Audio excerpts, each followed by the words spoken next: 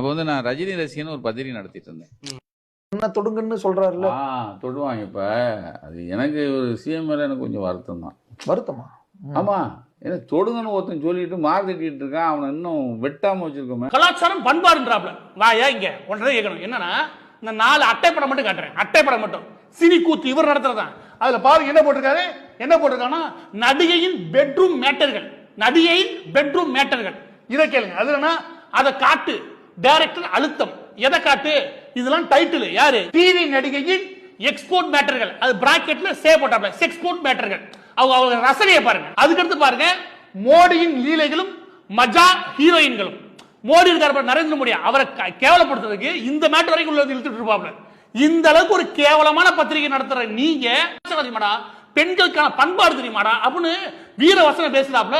யோ நீயா பேசுறது அப்படின்னு யோ நீ நடத்துற பத்திரிகை மஞ்சள் பத்திரிகை மாதிரிதான். அது 2 வேலையை பண்ணுது. அது ஒண்ணு நம்ம பண்பாட்டை முழுசா காலி பண்ணும், இன்னொன்னு கலாச்சாரம் என்னன்னே தெரியாத பத்திரிகை.